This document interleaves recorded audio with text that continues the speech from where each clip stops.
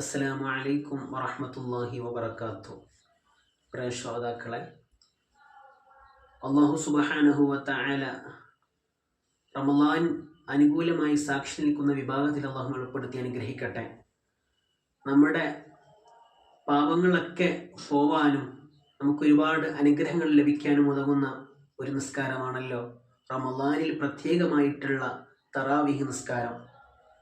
തറാവീഹ് നിസ്കാരം 20 റക്അത്താണ്. ഈ രാത്രിയിലുള്ള സുന്നത്ത് നിസ്കാരങ്ങൾ, റമളാനിൽ രാത്രിയിലുള്ള സുന്നത്ത് നിസ്കാരങ്ങൾ, അതിന് ഓരോ സുജൂദിനും 1500 നന്മകൾ അള്ളാഹു രേഖപ്പെടുത്തുമെന്ന് മുത്തുനബി സ്വല്ലല്ലാഹു അലൈഹി വസല്ലം തങ്ങൾ നമ്മെ പഠിപ്പിക്കുന്നുണ്ട്. നമ്മൾ ഒരാളും തറാവി നിസ്കാരത്തെ ഒഴിവാക്കാൻ പാടില്ല, അവഗണിക്കാൻ പാടില്ല. നമുക്ക് അല്ലാഹു സുബ്ഹാനഹു വ തആല 30 ദിവസങ്ങൾ തന്നു. ആദ്യത്തെ അവ്വലുഹു റഹ്മ എന്ന് മുത്തുനബി പരിചയപ്പെടുത്തിയ റഹ്മത്തിന്റെ മാസം, റഹ്മത്തിന്റെ 10. ആ 10ൽ 240 മണിക്കൂറുകളോളം റഹ്മത്തിനെ തേടാനുള്ള അവസരം റബ്ബ് നമുക്ക് കനിഞ്ഞു തന്നു. അതുപോലെ ഇത് നമ്മൾ നിലകൊണ്ടിരിക്കുന്ന 10 അത് മഗ്ഫിറത്തിന്റെ 10ആണ്, പാപമോചനത്തിന്റെ 10ആണ്. നമ്മളെല്ലാവരും അള്ളാഹുവിനോട് പാപമോചനം നല്ലവണ്ണം ചോദിക്കേണ്ട 10ആണ്.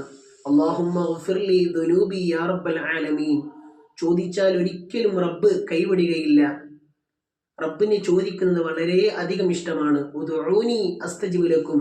എന്നോട് ചോദിക്കേണ്ട താമസം ഞാൻ അവനിക്ക് ഉത്തരം നൽകുമെന്നാണ് പരിശുദ്ധ ഖുർആനിൽ അല്ലാഹു പറയുന്നത്.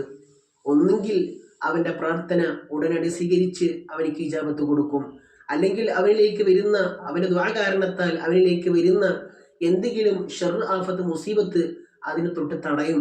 അല്ലെങ്കിൽ അവൻ ദുആ ചെയ്തതിന് പകരമായിട്ട് നാളെ അവനിക്ക് പരലോകത്ത് വെച്ച് അതിന്റെ പ്രതിഫലം നൽകുമെന്ന് മുത്തുനബി സ്വല്ലല്ലാഹു അലൈഹി വസല്ലം തങ്ങൾ നമ്മെ പഠിപ്പിക്കുന്നുണ്ട്. അപ്പോൾ നമ്മുടെ ദുആ കൊണ്ട് ഒരിക്കലും അത് വെറുതെയാവില്ല എന്ന് നമ്മൾക്ക് ഉറപ്പിക്കാം, നമുക്ക് പ്രതീക്ഷിക്കാം. അല്ലാഹു വലിയ കനിവുള്ളവനാണ്. വറഹ്മതി വസിഅത് കുല്ല ഷൈഇൻ.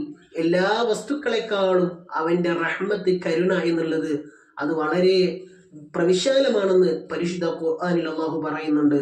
നമുക്ക് ഒരിക്കലും, നമ്മൾ എത്ര തെറ്റുകൾ ചെയ്താലും ലാ തഖ്നതു മിർ റഹ്മത്തില്ല, എന്റെ റഹ്മത്തിനെ തൊട്ട് നിങ്ങൾ നിരാശരാവേണ്ടതില്ല എന്ന് പരിശുദ്ധ ഖുർആനിൽ അല്ലാഹു പറയുന്നുണ്ട്. നമുക്ക് നല്ലവണ്ണം പ്രതീക്ഷയോടെ അമല് ചെയ്യുന്ന, മുഖ്ലിസായി അമല് ചെയ്യുന്ന ഭാഗ്യവാന്മാരുടെ കൂട്ടത്തിൽ അള്ളാഹു നമ്മെ ഉൾപ്പെടുത്തി അനുഗ്രഹിക്കട്ടെ. ആമീൻ.